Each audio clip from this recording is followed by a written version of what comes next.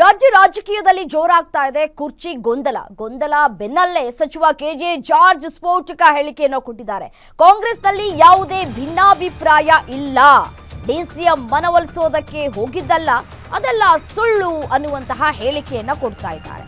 ಅದೆಲ್ಲ ಸುಳ್ಳು, ಎಐಸಿಸಿ ಅವರು ನನಗೆ ಯಾವುದೇ ಜವಾಬ್ದಾರಿಯನ್ನ ನೀಡಿಲ್ಲ, ನಾನು ಡಿಕೆಶಿ ಅವರೊಂದಿಗೆ ಸರ್ಕಾರದ ವಿಚಾರವನ್ನು ನಾನು ಮಾತನಾಡಿದ್ದೇನೆ, ಯಾವುದೇ ರೀತಿಯಾದಂತಹ ರಾಜಕೀಯ ವಿಚಾರವನ್ನು ನಾನು ಮಾತನಾಡಿಲ್ಲ.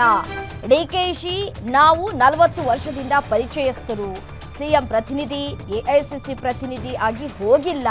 ಡಿಕೆಶಿ ಅವರಿಗೆ ತಾಳ್ಮೆಯಿಂದ ಇರಿ ಅಂತ ಹೇಳೋದಕ್ಕೆ ನಾನ್ ಯಾರು ಅನ್ನುವಂತಹ ಪ್ರಶ್ನೆ ಮಾಡಿದ್ದಾರೆ. ಕಾಂಗ್ರೆಸ್ನಲ್ಲಿ ಯಾವುದೇ ಬಂಡಾಯವಿಲ್ಲ, ಭಿನ್ನಾಭಿಪ್ರಾಯವಿಲ್ಲ ಅಂತ ಹೇಳಿ ಯಾದಗಿರಿಯಲ್ಲಿ ಸಚಿವ ಕೆಜೆ ಜಾರ್ಜ್ ಹೇಳಿಕೆಯನ್ನ ಕೊಟ್ಟಿದ್ದಾರೆ.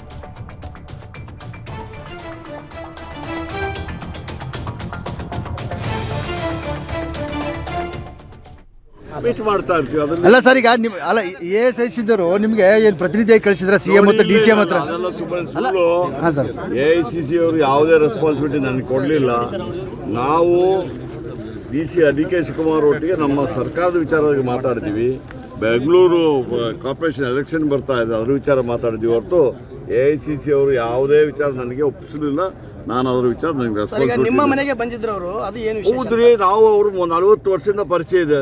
ನಮ್ಮ ಪಾರ್ಟಿಯವರು ನಮ್ಮ ಮನೆಗೆ ಬರ್ತೀವಿ, ನಾವು ಅವ್ರ ಮನೆಗೆ ಹೋಗ್ತೀವಿ. ಅದರಲ್ಲಿ ಏನು ವಿಚಾರ ಏನಿದೆ? ಅಲ್ಲ ಸರ್, ಅಲ್ಲ ಅಲ್ಲ ಅಲ್ಲ ಅಲ್ಲ ಪ್ರತಿನಿಧಿಯಾಗಿ ಹೋಗಿದ್ರ ಹೇಗೆ ಅಂತ ತಾವು ಸಿಎಂ ಮತ್ತು ಡಿಸಿಎಂ ಮನೆಗೆ? ಏನಿಲ್ಲ, ಸಿಎಂ ಪ್ರತಿನಿಧಿ ಇಲ್ಲ, ಎಐಸಿಸಿ ಪ್ರತಿನಿಧಿ ಇಲ್ಲ.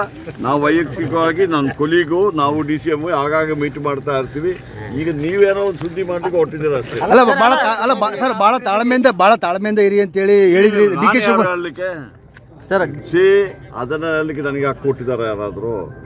ಅವ್ರಿಗೆ ನಾನು ಹೆಂಗೆ ಹೇಳಲಿಕ್ಕೆ ಆಗ್ತದೆ? ನಾನು ಆ ಥರ ಏನು ಅಲ್ಲ ಸರ್, ಈ ಬಂಡಾಯ ಶಮನಕ್ಕೆ ಏನಾದರೂ ನೋಡಿ, ಬಂಡಾಯ ಏನೂ ಇಲ್ಲ, ಮತ್ತೆ ಶಮನ ಏನಂತೆ? 6 ಜನ ಡಿ.ಕೆ. ಶಿವಕುಮಾರ್ ಬಣದ ಶಾಸಕರು, ಉದಯ್ ಕಡಲೂರು ನೇತೃತ್ವದಲ್ಲಿ 6 ಜನ ಶಾಸಕರು ಜೈಲಿಗೆ.